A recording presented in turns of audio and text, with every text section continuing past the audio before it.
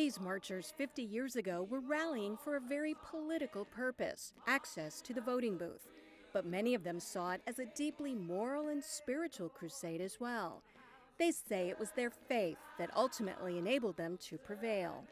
Had it not been for the Lord on our side, we would have perished. We would not have been successful. In the early 1960s in Selma, Reverend Frederick Douglass Reese was a school teacher, a pastor, and president of the Dallas County Voters League. In an area where segregation was slow to be dismantled, African Americans encountered many roadblocks when they tried to register to vote.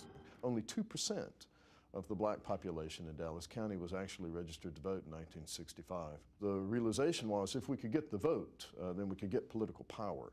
And if we can get political power, then we can change our society and our world. Student activists from around the country came to help local residents organize protests for the right to vote.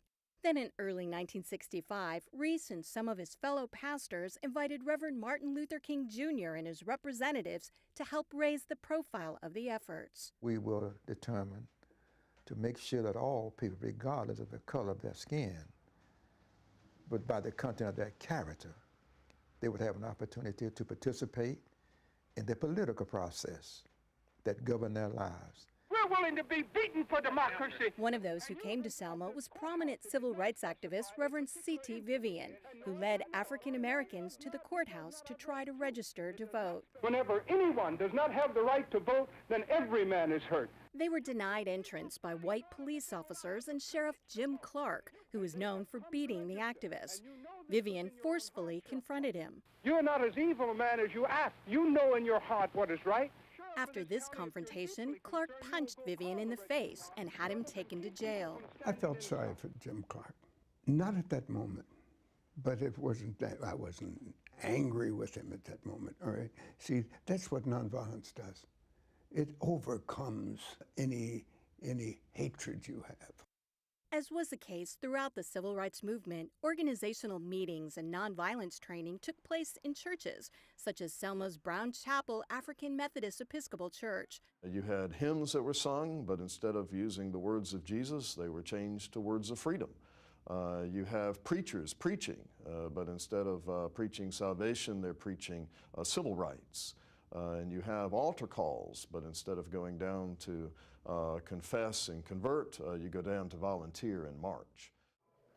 As a young teen, Linda Blackman Lowry heard King speak at a church meeting and was inspired to get involved. The right to vote meant that you could change things for the better. I knew then that I wanted to do whatever he was talking about. I really didn't understand the importance of voting at 13, but I knew I wanted to do that. There were a series of mass meetings, acts of civil disobedience, and arrests in Selma. Then came Sunday, March 7, 1965.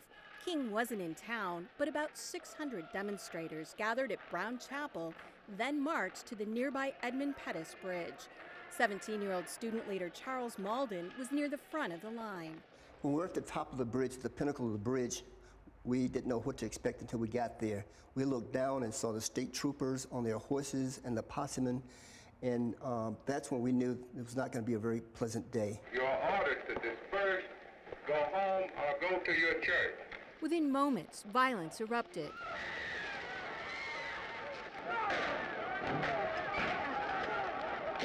Malden says he wasn't afraid because he knew they had the moral high ground. Part of having a moral high ground is that you don't respect people enough to fear them. You're willing to give your life, and once you're willing to do that, then there is no fear. Student leader and future Congressman John Lewis was severely beaten on what became known as Bloody Sunday. So were dozens of others, including Lowry. I ended up with 7 stitches over my right eye, and I still carried that scar. They shaved the back of my head, and I had 28 stitches back there, and I still have a knot in the back of my head from that. The morning after Bloody Sunday, King sent an urgent telegram to clergy of many faiths across the country, asking them to join him in Selma. He said the people of Selma will struggle on for the soul of the nation, but it's fitting that all America help to bear the burden. He's saying, come, help us stand for what's right. And they do, they come. Vivian says many white churches initially had been reluctant to get involved in the civil rights struggle. They really didn't have what it would take to change, because they had to be converted from the culture. Culture decided their religion, not Christ. But Bloody Sunday became a turning point, and after seeing media coverage of the violence, people from many religious backgrounds were prompted to support the efforts. When you saw black and white together, moving forward to get rid of segregation, get rid of misuse of people, it made a difference in all America. In Washington, President Lyndon B. Johnson called for voting rights legislation. Because it's not just Negroes, but really it's all of us who must overcome the crippling legacy of bigotry and injustice. And we shall overcome. On March 21st, just 3 weeks after Bloody Sunday, more than 3,000 marchers once again set out from Brown Chapel, this time protected by the National Guard. Over the next 4 days, 300 people would march the entire 54 miles from Selma to the state capital of Montgomery. Lowry was the youngest person to march the entire route. She says she was scared, but a white fellow marcher helped allay her fears. It was Jim Letherer, an amputee who marched on crutches. Jim said before he let anybody else harm another hair on my head, he would lay down and die for me. On March 25th, King addressed some 25,000 people in front of the state capitol. For many of those who had gone through Bloody Sunday, the sense of triumph was overwhelming. There was no greater thought in my mind and no greater feeling in my heart than to know that, like, the nation had finally picked up our cause and we're marching forward with it.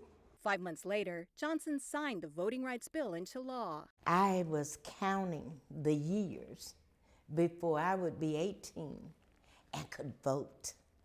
You know, I knew that it was because of what had happened, what we did, the times we went to jail, the beating on Bloody Sunday.